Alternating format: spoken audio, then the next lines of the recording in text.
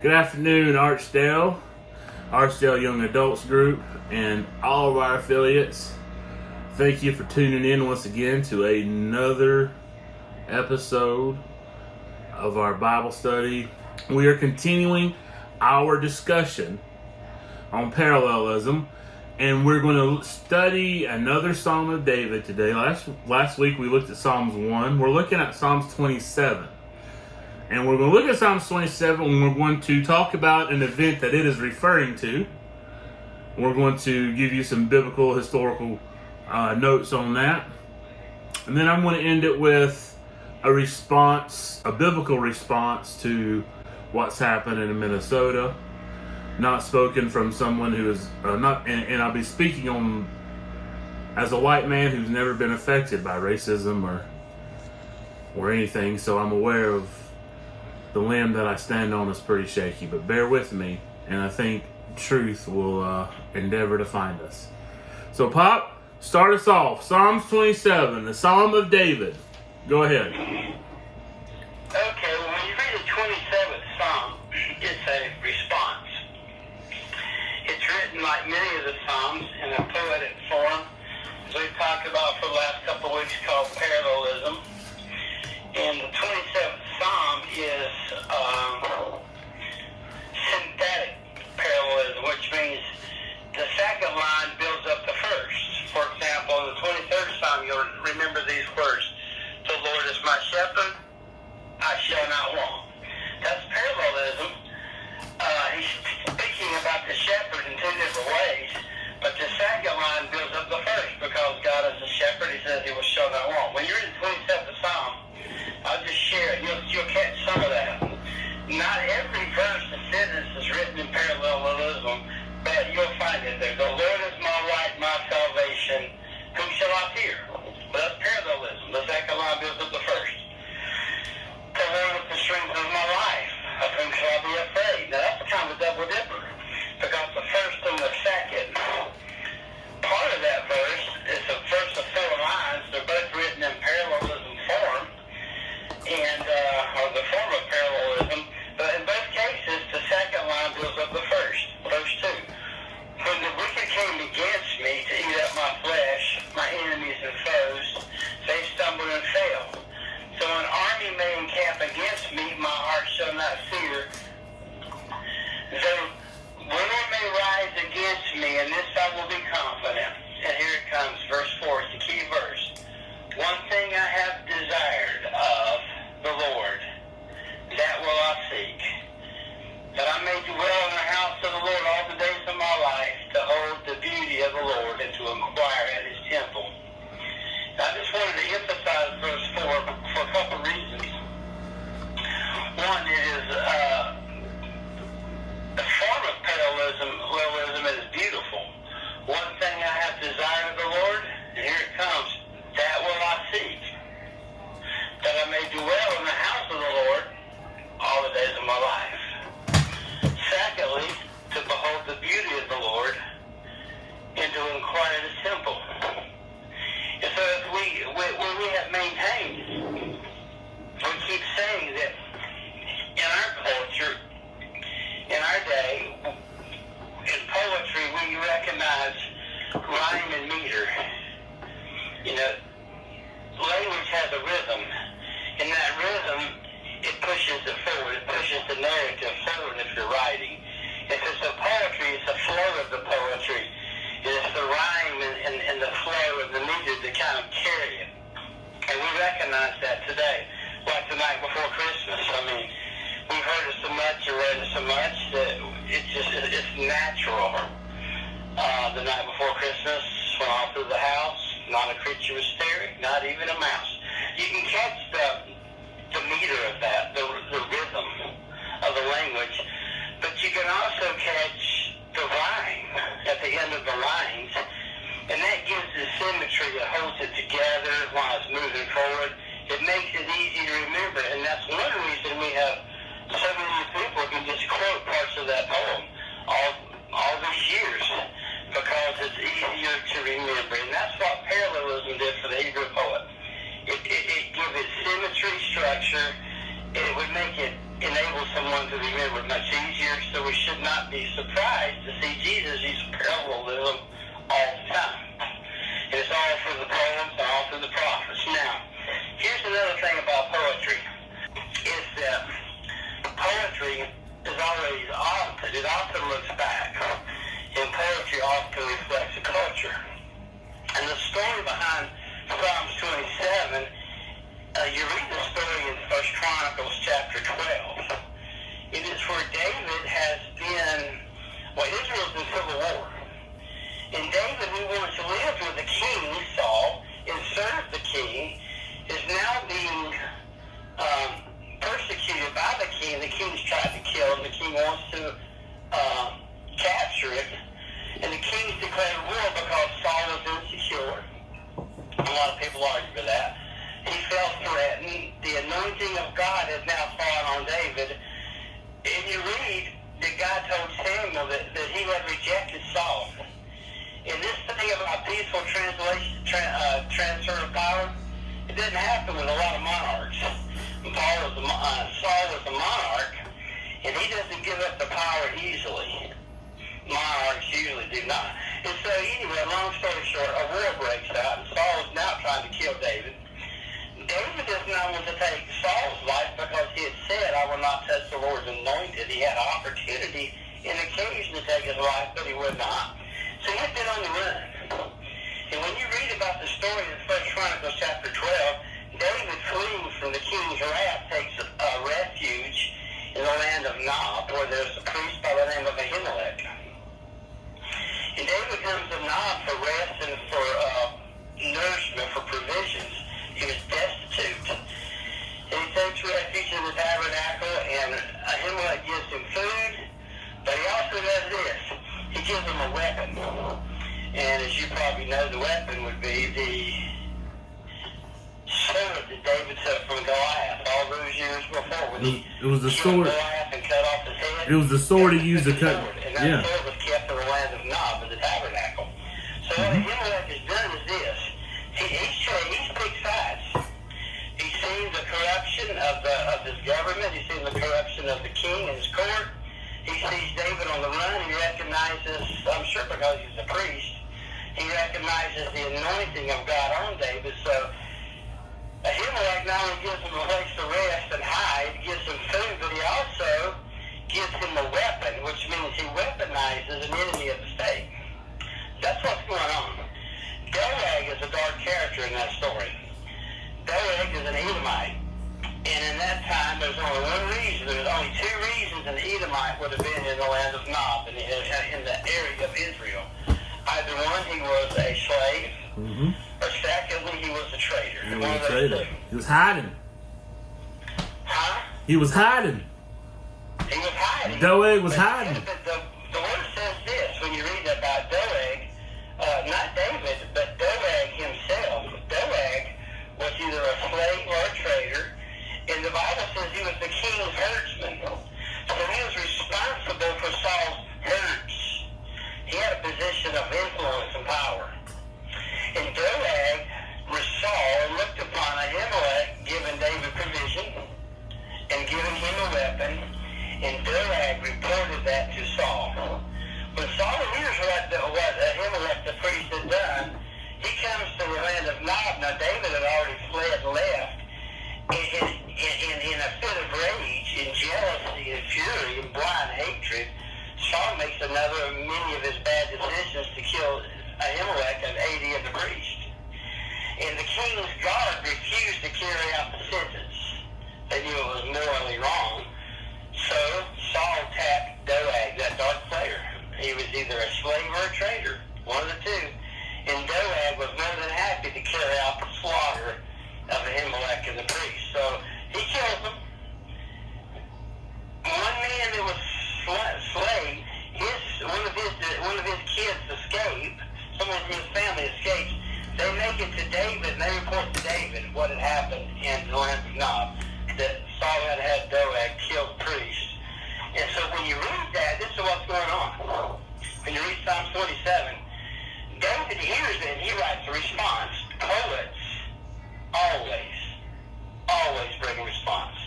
If you want to understand the culture, and if you want to get a grasp of the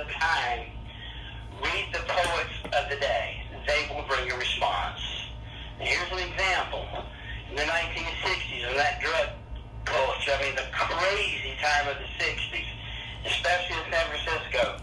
Allen Ginsberg walks into a coffee shop one night with a few friends. He reads from a poem he's writing called How.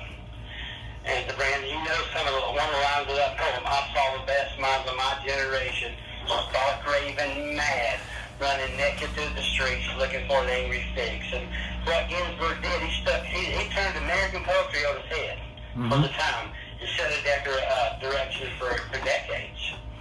Well, the same thing happens here in Psalms 27. David looks at the culture, the time, and he brings a response.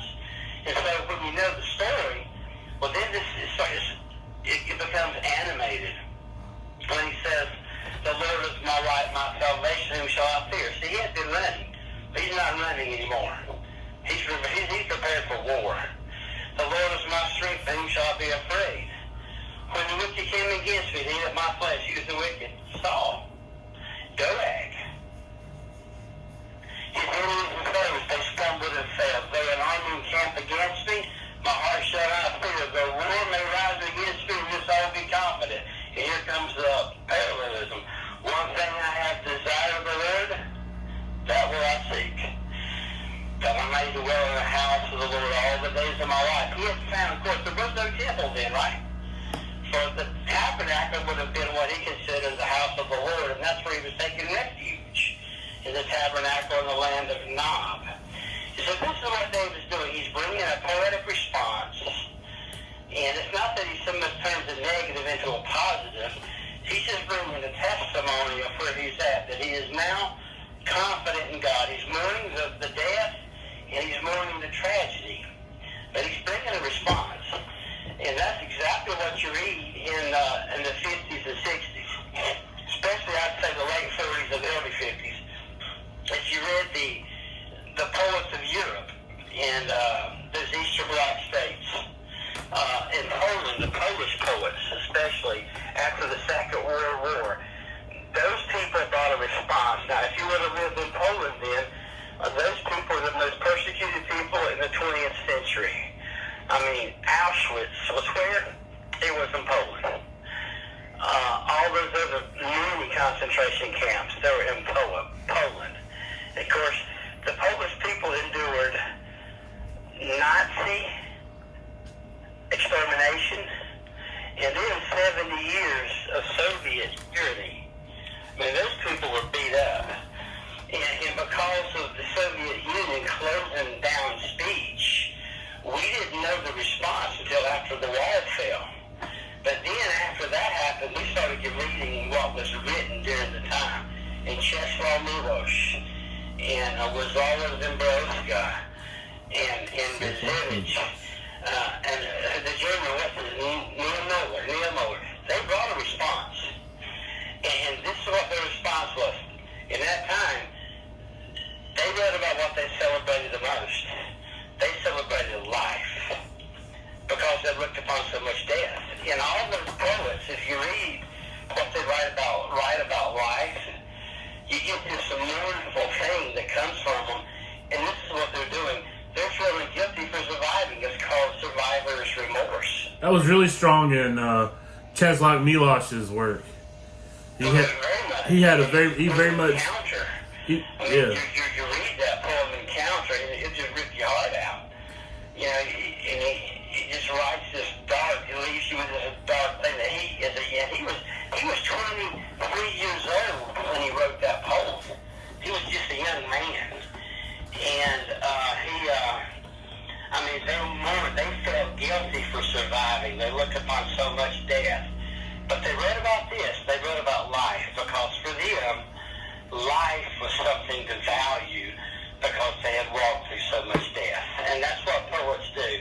They bring a response. And so when you read the 27th Psalm, it is a response to a travesty and basically a genocide that had happened, a genocide preached in the land of Nob by the hand of Saul, or by the direction of Saul, at the hand of Doeg, an evil player. Well, Dad, to put a pin in that real quick, and I kind of want to stay here for a second. You talk about a response, a poetic response. That happens and to everything. I remember Howard Thurman in his book, Jesus and the Disinherited. Now, Thurman was not a poet as much as he was a black theologian. But again, he had a response to the civil crisis, the civil rights violations of his people. And his response was that Jesus always sided with the disinherited. And of course, he was right. But let's look at some themes. Now, David is very thematic. But in order to understand David, you're going to have to understand the entire canon of Davidic poetry, okay? Now, it's all over Scripture, but there's some very common themes in Psalms 27 that you'll find all throughout all his other work. So we'll start with light and darkness. So again, David is juxtaposing, he's using parallelism, but he's also juxtaposing two ideas. He's saying, God is my light. The evangelist who wrote the Gospel of John would have been very familiar with Psalms 27. Very familiar with this verse, as it most likely was a big influencer into the prologue of John 1:1. In the beginning was the Word, and the Word was with God, and the Word was God. He was with God from the beginning. All things were created through Him, and without Him nothing was created that had been created. In Him was life, and that life is the light of men. The light shines in the darkness, and darkness has not understood it. So again, the author here is just opposing light and darkness, just like David. David is saying that God is his salvation. Light has always been a symbol of salvation throughout Scriptures. You can see, you know what you're doing. You don't have to stumble around. Jesus uses this all throughout the Gospels when he says that that evil men love the darkness, they hate the light, so because their evil deeds are exposed in the light. So again, David is saying that among all the other things that God can be likened to, he is light. He is the light of the world. He is the light of his salvation. Again, if you look in the prologue of John, it says, talking about Jesus, is in him was light, and in that light there was no darkness at all. And the Greek reads very choppy, but it is trying to make a point that there was absolutely no darkness at all within Christ. So that's theme. Juxtaposition, Brandon, of light and darkness. But notice this, I just turned to it. Also, it's pretty amazing that John chapter 1 and that whole intro to the gospel, it is loaded. It's all written in parallelism. It is. Yeah, that prologue is pretty amazing. Everywhere. Yep. And there's a reason for that. Few reasons. One, it's so ingrained in their culture. Is one. And secondly, I think it was a literary tool used to give it symmetry, structure, and I think they helped cement it to the memory. Sure, I mean, exactly. You're exactly right. The second theme that David looks at here is protection. Again, still verse 1, the Lord is the stronghold of my life. So he's light, he's also the stronghold. He's also the stronghold of David's life. And again, parallelism is using the same different words to say the same thing, that God brings protection. Now, whoever reads Psalms 27, when he reads this line, the Lord is the stronghold of my life. Again, I'm reading from the CSB. You're going to automatically your mind should draw that reference to the 91st Psalm. The 91st Psalm is all about God protecting the righteous. And again, God's protection of the righteous. God's other places, David will say, I once was a young man, but now I'm old. But I've never seen the righteous forsaken or the children begging bread. So the very constant major theme in all of David's work, and you'll never read a psalm that doesn't have it, or at least doesn't refer to it, is his ultimate belief that God will take care of the righteous, that the righteous will be defended, their cause will be vindicated, and their name will be cleared. Now, you can say, well, that's all nice and good, but David was a king, and he probably wasn't persecuted or oppressed like other folks. And I'd say you haven't read much of Scripture, because, again, not only was David oppressed here, when he was most likely referring to the time he was running, the times, that period in his life he was running from Saul, but also he had to run from Abner and Absalom. You know, his which Abner was dead then. Abner was a general, not one of his sons. But Absalom tried to kill him. Yeah. Ran him out of Jerusalem. And he was hid in the caves of Adullam, and he was persecuted a lot. David's been persecuted, and so he knew what it meant to be right, to be on the side of justice, but still be oppressed. And that's a common theme in all of the Davidic works. And C.S. Lewis talks about it in his Reflections on the Psalms, something I've been reading this week in preparation for today. David is convinced that God will eventually vindicate folks on the side of righteousness and justice. Again, another theme, and you find it all throughout the Psalms because David is a warrior. That's his experience. And so he's going to speak to his experience. The two biggest experiences of David's life are being a shepherd and being a warrior. And so David uses this in Psalms 27, verse 3. He says, though an army deploys against me, my heart will not be afraid. And though a war breaks out against me, I will stand confident. Why? What's making him confident? It's God. He's not. He wasn't confident in himself when he killed Goliath, or when he utterly destroyed the Philistines. The Philistines never recovered after David. David absolutely demolished the Philistines. And before David's birth, before David's kingdom, the Philistines were a major thorn in the Israelite side, and their biggest opponents to control that part of the country. And when God blessed and anointed David, and David became king, he dealt with the Pharisees soundly, but it was never in confidence with himself. It was in confidence of God. So it shows you his heart. David has no confidence in himself. All of his confidence is in God, which makes him humble. Yeah. Other themes, man, all throughout the Psalms. We'll go up to verse 4. It says, My one request, this is what I desire, to dwell in the house of the Lord all the days of my life. Again, we made a reference to the tabernacle, at that time to the tabernacle at Nob. But by the time this psalm would have been written and put in as part of the liturgy of the temple, David would have been dead when this would have been published. I think David was talking about the tent that he had made for the Ark of the Covenant. And that's where David would go, and David would sacrifice and dance in front of the Ark of the Covenant in the tent by himself a lot. He's the only one that God ever gave the opportunity to do that. Anybody else that got that close to the Ark would have been struck down. And David stayed there. He would live there. He spent a lot of time in God's presence and in front of the Ark. And he says here, I will seek your face. Do not hide your face from me. Do not turn your servant away in anger. You have been my helper. Do not abandon me, God of my salvation. And again, these themes of God being our Redeemer, God being our helper, God being our vindicator for the righteous.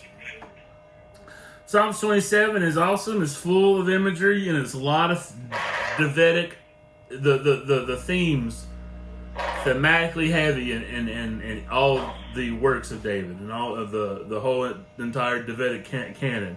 These themes of light and darkness, of protection, of warfare, of redemption, of being vindicated, of being taken care of being helped. All throughout the Psalms. Psalms 27 is a perfect example of that. Pop, do you have anything else to add on any of this? Yeah, just one thing. I want to read one verse. Verse 13. We got to share this verse before we wrap it up.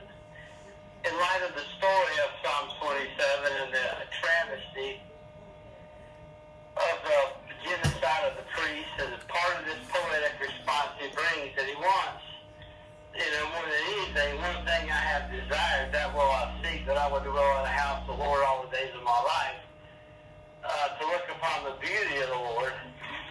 Verse 13, and this is an application.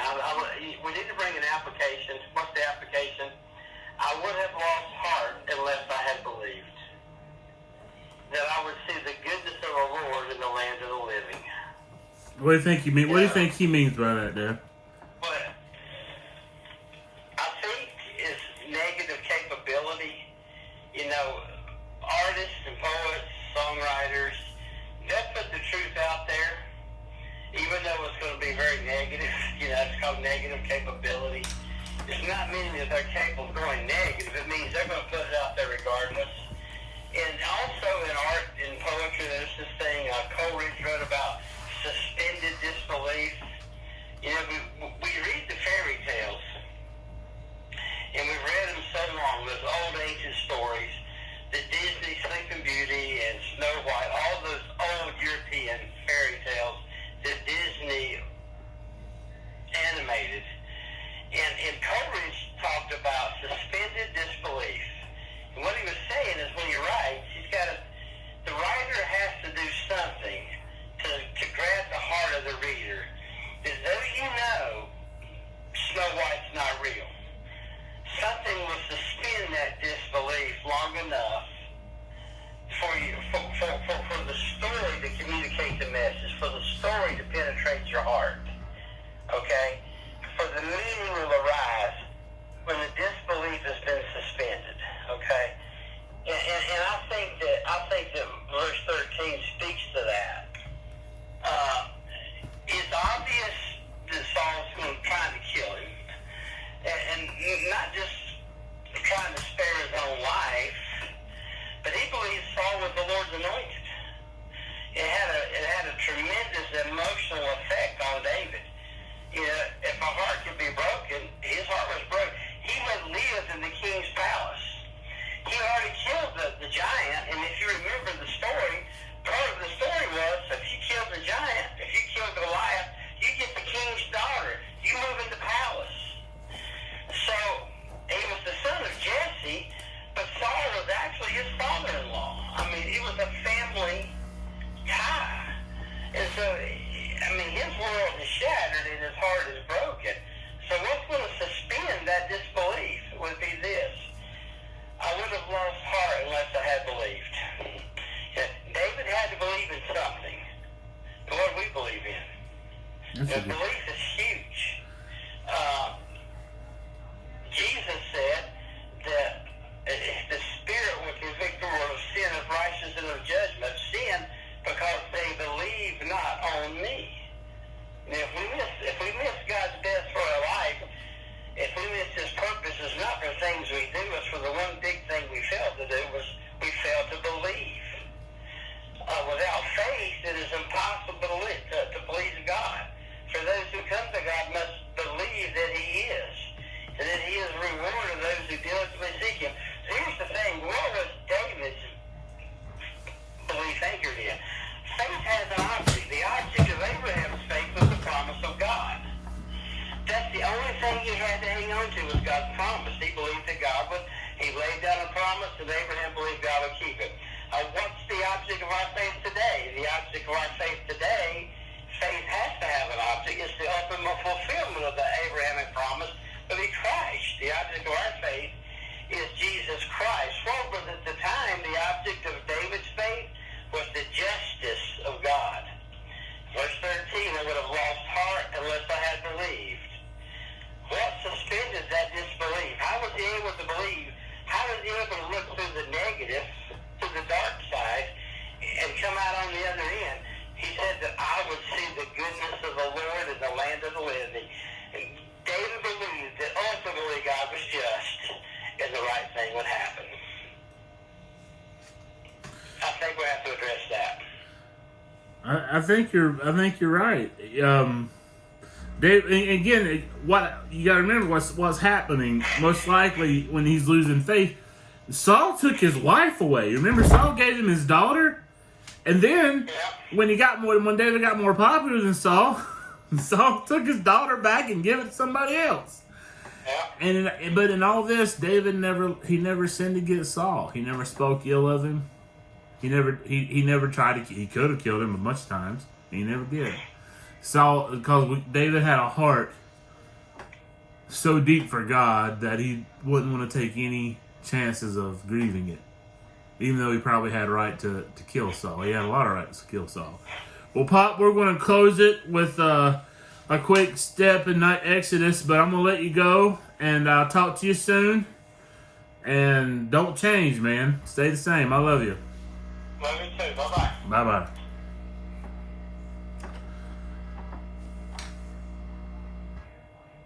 This week's been kind of I say this week. This last 3 months have been crazy. With the plague and with everything in question. The economy's in question. When we'll be able to resume our normal lives, if ever, is in question.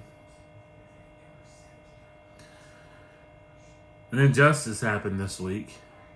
And while I'm not going to spend a lot of time on that injustice, I should. I really shouldn't. But there's been a lot of white voices to weigh in on this, and I feel like I don't have the right. Because as much as I am for the just, and I believe that a huge injustice has been served to a very large chunk of America for a very long time, I don't have I'm not affected by it because of my skin color, because of my sex. I'm a white, almost middle-aged, goodness gracious, male. I've never been denied anything because of my skin color or because of my sex or my gender. So I feel like I don't have a really lot of right to even say anything against it other than it just being what happened was wrong. But I have seen some misappropriations of scripture, and I will, as a theologian, as a seminarian, I will respond to that. So Exodus chapter 13, we'll start in verse 17. And here's the deal. I've heard a lot of folks giving correlation to or maybe even excusing the looting and the crime that's going on in Minnesota as a response to what happened Monday and the injustice that happened Monday in response to that. And they liken the looting and what's going on in Minnesota to what the Israelites did to the Egyptians. Now, in a lot of ways, those two stories, they hold a lot of water. Both are stories of a people group that have been oppressed for over 400 years, that have been dealt a bad hand, that have been unjustly treated, murdered, and designated as less than second-class citizens. The Israelites in Egypt's time, the time of the pharaohs, and African Americans in 21st century America. So there's a lot of correlation. But here's the difference. And we'll let the scripture speak for itself. Again, Exodus chapter 13, verse 17. When Pharaoh let the people go, God did not lead them along the road to the land of the Philistines, even though it was nearby, for God said the people will change their minds and return to Egypt if they face war. So he led the people around the Red Sea. Wait a minute. Nope, I'm wrong. It's not 13, it's 12. I'm sorry. Exodus chapter 12, verse 29. Now at midnight the Lord struck every firstborn male in the land of Egypt, from the firstborn of Pharaoh, who sat on his throne, to the firstborn prisoner who was in the dungeon. Every firstborn of the livestock. And during the night Pharaoh got up, he along with all his officials and all the Egyptians, and there was a loud wailing throughout Egypt because there was a house with someone dead. Well, there wasn't a house without someone dead. He summoned Moses and Aaron during the night and said, "Get out immediately from among the people. Both you and the Israelites go and worship the Lord as you have said. Take even your flocks and your herds as you asked, and leave. And also bless me." Now the Egyptians pressured the people in order to send them quickly out of the country, for they said, "We are all going to die." So the people took their dough before it was leavened with their kneading bowls and wrapped up in their clothes on their shoulders. And the Israelites acted on Moses' word and asked the Egyptians for silver and gold items and for clothing. And the Lord gave the people such favor with the Egyptians that they gave them what they requested. In this way, they plundered the Egyptians. Now, that word they plundered, there's been a lot of folks saying the Israelites plundered the Egyptians. The folks in Minnesota, they're doing the same thing. They're both justified by God. No. Because the Israelites didn't plunder the Egyptians. The Israelites asked for provision so they could take a very long journey and not starve. And those folks gave of them freely, gave of themselves freely to the Israelites because they had God's favor, but also because they wanted to get them out of the country. They just had 12 huge plagues, wipe everything out, and they wanted to get rid of them, so they gave them what they asked for. Not the same in Minnesota. Target's not oppressed anybody. So again, I stand with those, I stand with the oppressed, I stand with folks that feel like they have no voice, that they have been snuffed out, that they are being actively murdered and killed. I stand with you, I see you, I recognize you. But we can't justify crime through Scripture. It doesn't work that way. Be blessed. Be safe this week. My blog comes out soon. Everyday Quaker, the newest blog post, will come out today or tomorrow. Look at it. Reflect this week. Be safe, and always know this: I love each one of you, and you're not alone. Bye.